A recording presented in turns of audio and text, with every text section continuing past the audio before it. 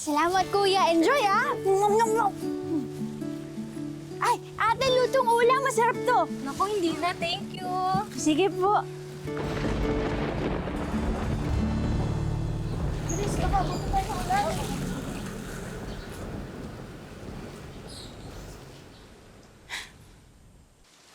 Kuya, ito po sa inyo. Kuya, para sa'yo. Tapos ito, kuya, sa inyo. At ito po, kuya, sa inyo. Dalawa na. Please. Pero, bawal na po muna utang ngayon, ha? Kailangan kasi ng panggamot at operasyon ni tatay. Kaya, kung okay lang po sa inyo, cash na muna.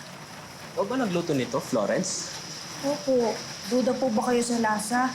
Huwag po kayo mag-alala, turo po ni nanay lahat ng yan. Kaya sigurado po ako kasing sarap ng lahat. Kung hindi niyo po yun magustuhan, re-refund ko po kayo.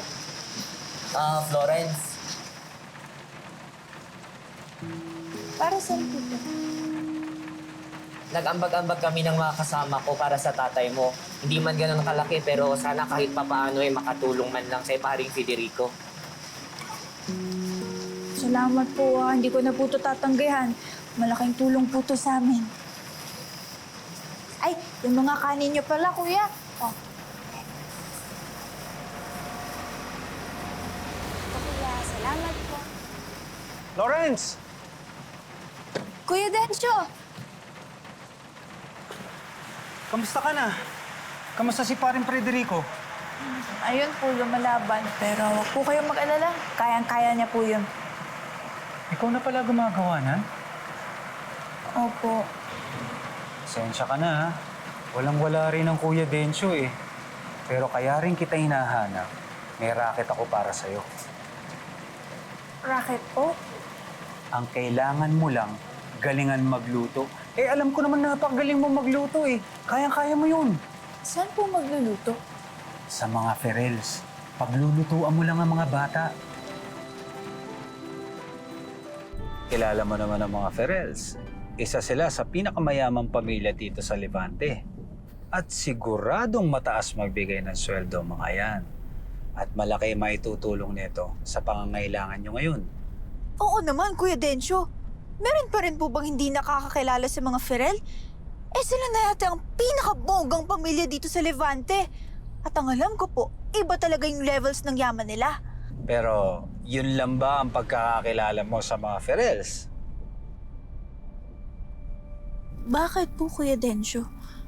May dapat pa po ba akong malaman tungkol sa mga Ferrell? Weird po ba sila? Kumakain ba sila ng mga puso o laman loob ng tao? Hindi naman. Kagaya rin naman natin sila. Kumakain, natutulog, nalulungkot, umiiyak. Pero syempre, iba pa rin ang takbo ng utak na mayayaman kumpara sa ating mga nasa laylayan. Ano pong ibig niyong sabihin, Kuya Dencio?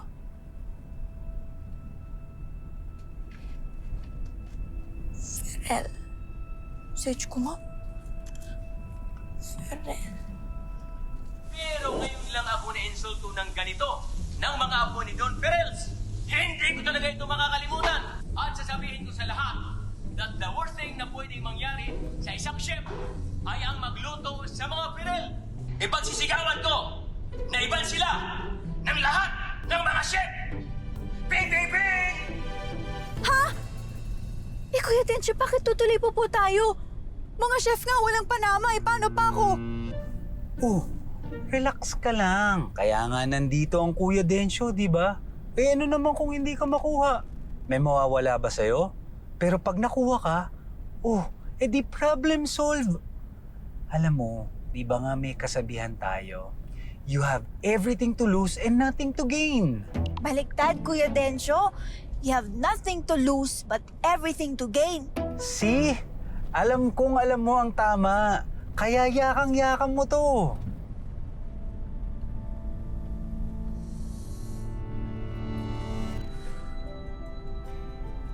Kaya mo yan, Florence. Subok lang.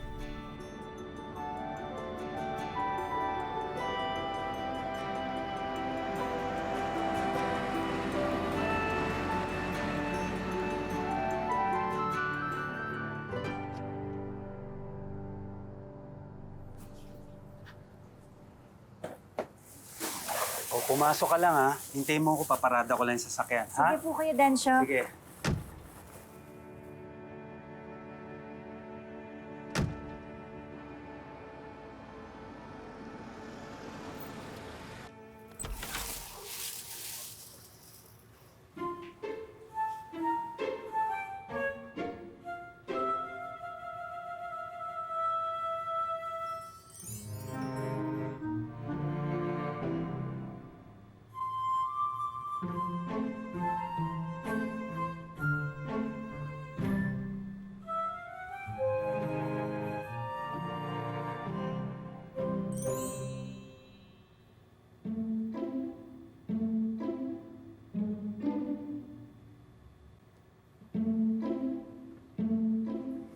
Isara mo yung bibig mo. Baka pasukan niya na masamang hangin. Sorry po. Ang ganda at laki po pala kasi ng mansyong to.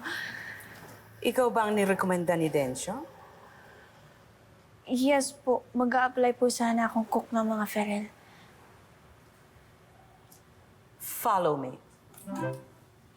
Walk this way.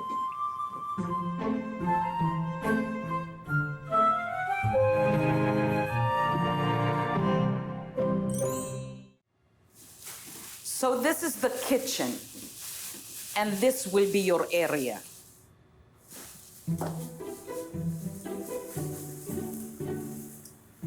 Now, I will be honest with you, Miss. Florence po, Florence de la Cruz. All right. Miss Florence de la Cruz, hindi ako agad-agad nagbibigay ng chance sa mga kung sino-sino lamang para maging cook ng mga Ferel.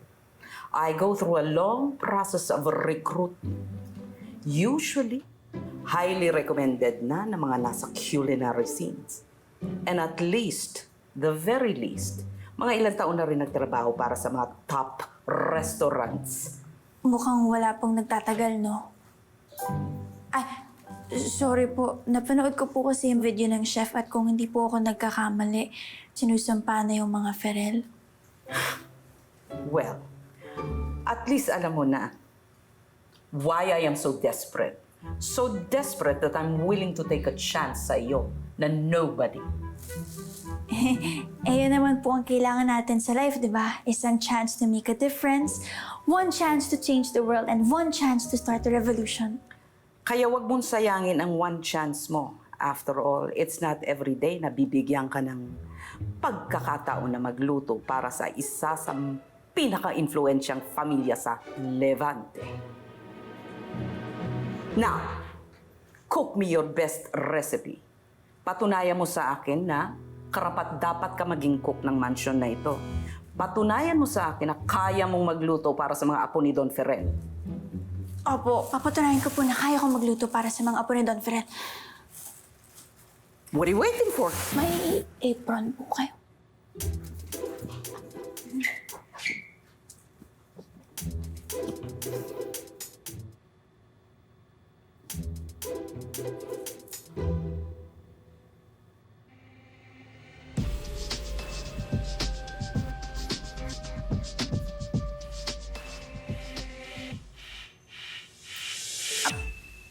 Babalikan na lang kita.